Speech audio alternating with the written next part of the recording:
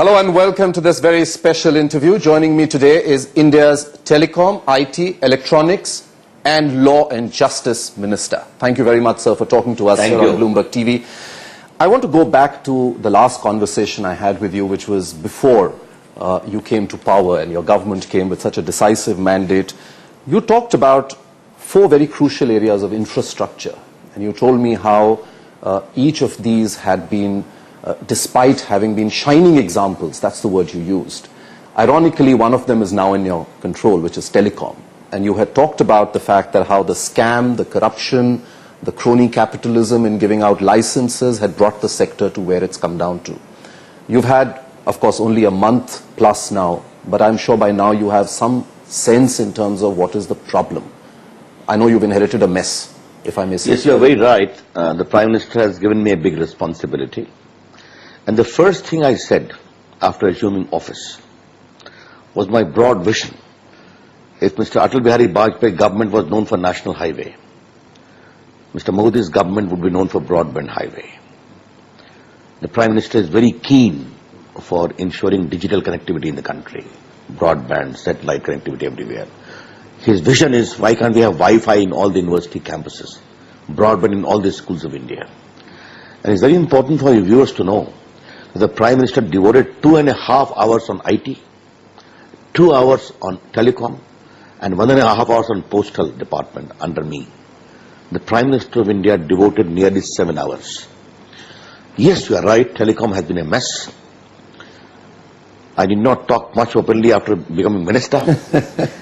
But the first thing I said, that the days of influence peddling is over. The days of lobbying is over. The decision shall be taken on merits, without being prejudiced against anyone or favor to anyone. And the objective would be growth and consumer interest. That broad parameter is my motivating principle as a new minister. There are legacy problems, you are right. I have to settle that all right also. But I'm looking forward more towards growth. Greater teleconnectivity in rural areas, digital aspect I talked about. This is how I'm proposing to go. So when you say that there are legacy problems, and again, the point that you made even the last time when we spoke, this was a sector which was a shining example, and today no one wants to come and invest in it anymore.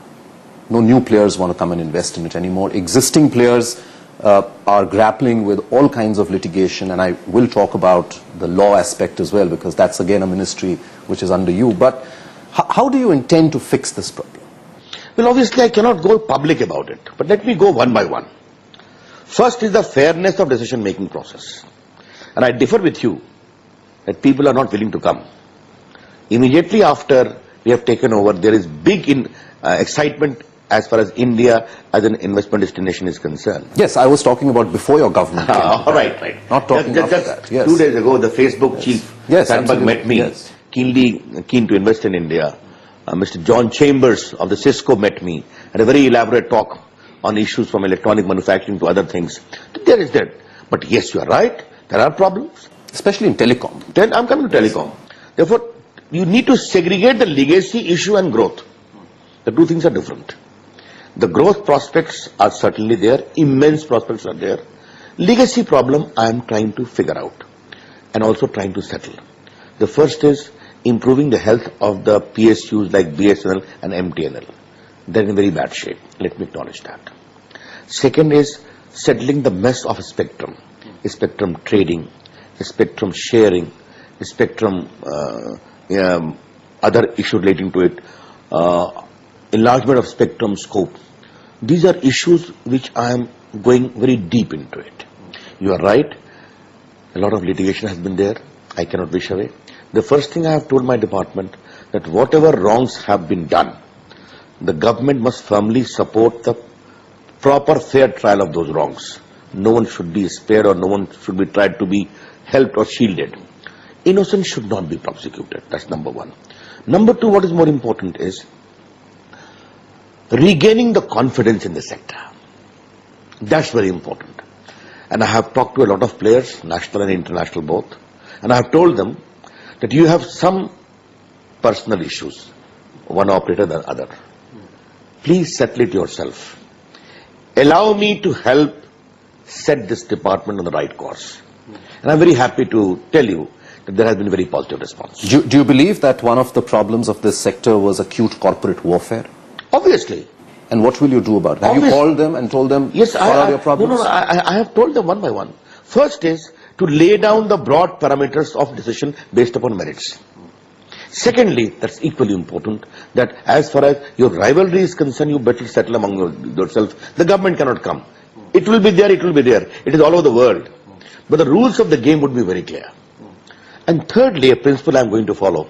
As the Minister of the Government of India, I must learn to say no also, which I will say. That's a very important point you're making.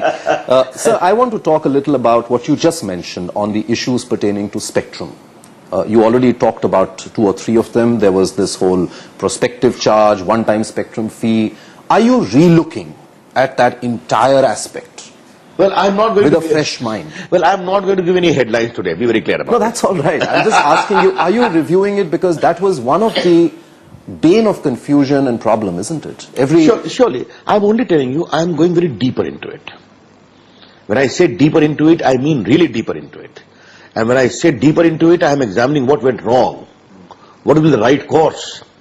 How can we make it more transparent? How can we make it more consumer friendly? So you are reviewing the entire... Obviously, when I say... With a very fresh mind, with a very open mind and a fresh slate. And very open mind. So when you talk of growth of the industry, one of the biggest issues is how are you going to be able to release more spectrum? Of course, you are very clear that auction is the route. You have said this, your government has said this, party has said this. And that's the court's ruling also. Absolutely. And auction is the best mode. You know what is important is, as I see very tentatively, are we making the optimum use of the existing spectrum? That's how I see it. One is the need for defense forces, the need for security forces, and the need for telephony and other purposes. Therefore, there has to be a proper coordination and also understanding about the respective need. We have to find a fine balance. That's one thing.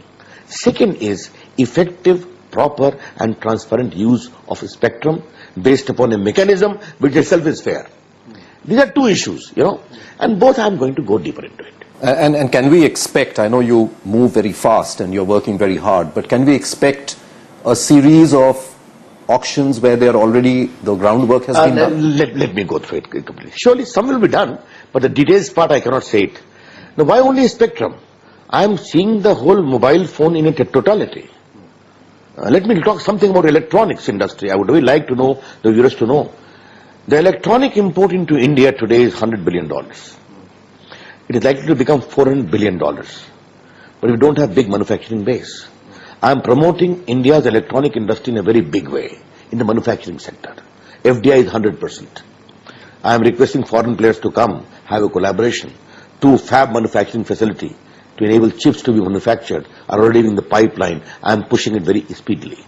I have already approved 8 clusters for electronic manufacturing in the country. Just now the CM of Chhattisgarh came. He was very excited. He is going to give land in near Raipur for a cluster. Therefore, I want... Now, this has always pained me that set-top box, the most elementary of instrument, we can't make. Indians are such creative people, electronically qualified people, and there is great business proposition. The mobile penetration in India is 140%, urban, and rural is nearly 43%. We have to increase. There is a gap area. But the electronic demand in India is going to grow enormously. This I am going to push in a very big way. I told you about the PM's concern. He wants to digitize India. And I can tell you very clearly, India is at the cusp of a big, I would say, digital revolution. This has always distressed me that the broadband penetration of India today is less than Malaysia, less than Sri Lanka. South Korea is so high. Well, Indians are electronically savvy. As someone rightly said, literacy may take time, but illiteracy doesn't take time at all. Can we enable Indians to have that great moment? That is my mission under Narendra Modi, who is very keen to push that mission. And what is the kind of timeline you're working for on this whole broadband mission of yours? A year or two? Yeah, you are very right. This national optical fiber network, which has already reached the block level, we are doing on a mission mode to ensure it goes to all the panchayats of India. 50,000 this year, 1 lakh next year, 1 lakh next year. All the 2,50,000 panchayats would be linked, which I'm going to monitor very strongly. And then we have the government user network, based upon which it will reach the villages for e-education, for e-health, for other creativity. Therefore, these are some of the larger issues which you'll be very surprised to know that the PM is very, very keen. Budget will not be a problem. And I see a great revolution happening in India in the field of digital connectivity. And we'll see this over the next year or two, you're saying? Obviously. This is not a 5-year plan. This is a very I'm telling you plan. How the mobile revolution, which it is my fancy, how it took place in India. Have you noticed how illiterate Indians are using smart mobiles, are connecting to YouTubes? Even small servants are using it. That is India. And what I feel as the mission of new government, that if we are able to give that to the people, the enabling atmosphere, this revolution will happen. Talk about the other very important ministry, the Law and Justice Ministry, Mr. Prasad, with you. That again is in a shambles, isn't it? Litigation seems to have gone totally out of control. What is your vision there? How do you intend to fix things? 2-3 things. First of all, India is a democracy governed by rule of law. The people having a grievance will go to court, and that right we respect and acknowledge. But our government is very keen that judicial redress on a speedy basis must be the motto of this government. And hardly in a month in office, some of the decisions I have taken, for instance, the High Court judge's strength is going to be increased by nearly almost 200. The existing judge's appointment must be expedited. I have written to the Chief Justice, Honorable of the State High Courts, and also to the Chief Ministers. 4,000 vacancies in the subordinate judiciary. I said, expedite it on a fast-track basis.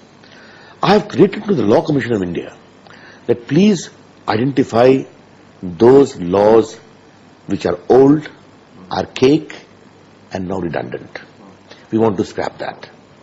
I have also told the Law Commission of India to give me a framework as to how a project, how much clearances you need in a project. Can we shorten it? Can certain clearances we can expedite on self-certification basis with consequences of heavy penalty in the event of violation?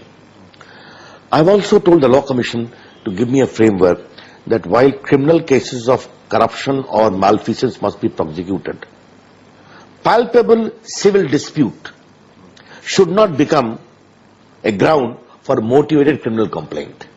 Can we find a way out? So I think in 1 month time, I have told that the criminal cases against women, against an elderly person, against those who are physically infirm must be expedited and fast-tracked. And lastly, arbitration law of India is going to have to relook.